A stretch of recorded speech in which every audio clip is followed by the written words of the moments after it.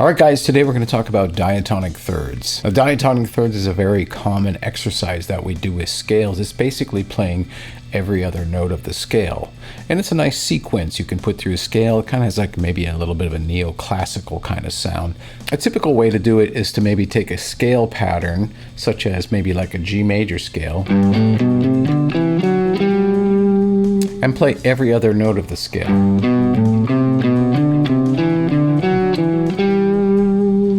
And there's nothing wrong with that. I think you should do that.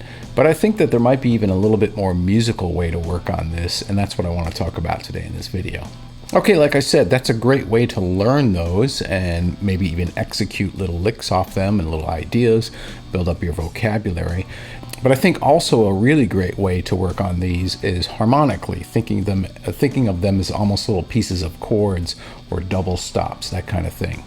So rather than just trying to play them up and down a scale pattern, think of them more as a melodic device. So let me show you what I mean. Okay, so right here we have a typical G major bar chord. And rather than seeing them like something like that, which is great, I would say try to see them like this.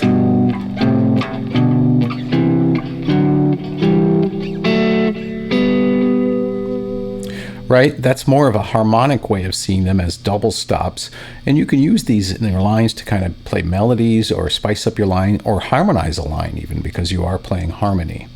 So I like to kind of skew these against chord shapes. So for like example here, I would see G in the major third, which would be B here, and then A and C, and then I kind of think of this as the 1 chord, 2, and 3 chord. Then I would see the 4 chord here, which would be C in the major third, 5, 6, 7, and then 1. And then I can continue that on. I would see like this is another A minor to me. Here's another B minor.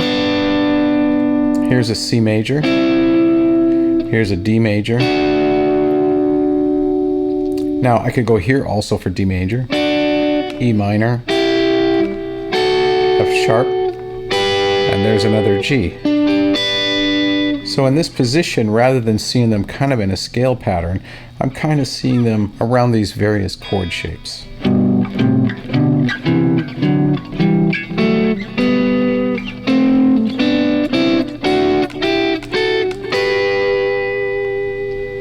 Something along that lines. And I can kind of do that from each chord of the scale. So this is A minor.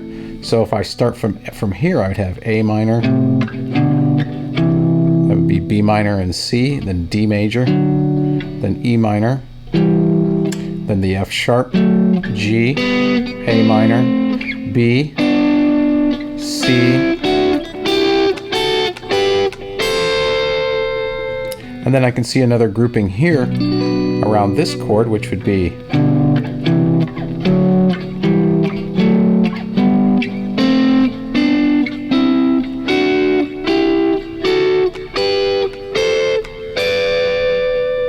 So as I work my way up the chord scale, I'm just playing the E-shaped bar chord. I'm seeing all those little diatonic thirds kind of across the guitar.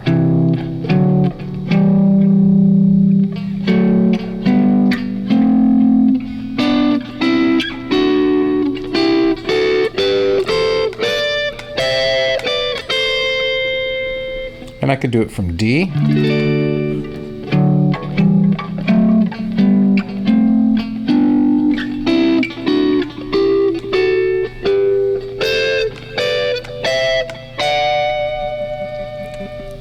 So that's just another way to play them rather than playing them kind of within a scale pattern. And this will kind of allow you to be able to maybe make little musical phrases out of them and continuing them along the guitar. Now I also think it's good to maybe find them on different string groups. Like I might just find them on the top 2 strings, and then on the G and the B string, and then on the D and the G string, that kind of thing. Let me give you an example of what I'm talking about here. So I might also look maybe just on the top 2 strings and start as far down as I can. I'm kind of thinking of that as like a C chord, so I got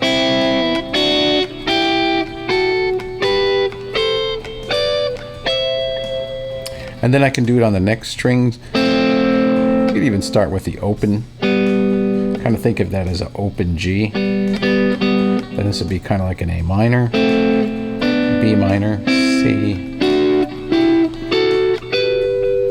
You can do that on each set of strings.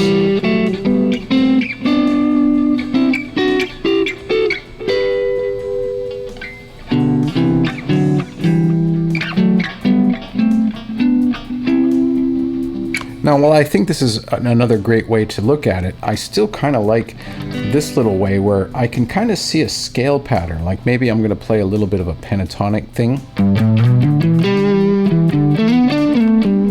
And then I can also see.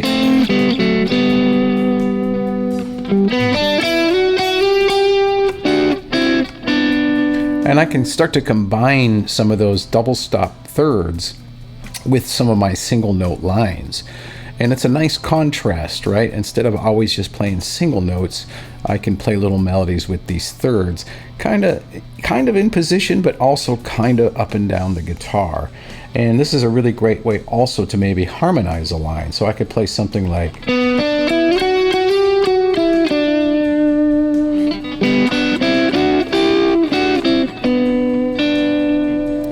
right? Really pretty easy to be able to see that, to harmonize that line.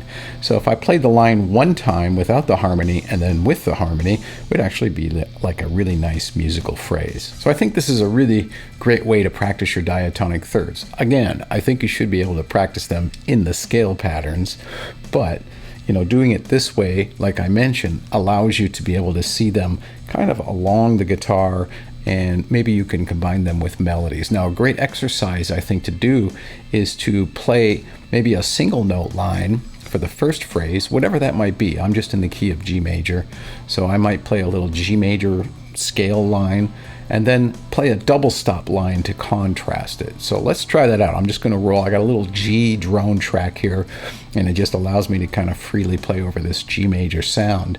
And that's kind of my goal. I'm going to try to play maybe a single note line for the first phrase and then play one of these third double stop lines to kind of contrast it with. Let's check it out.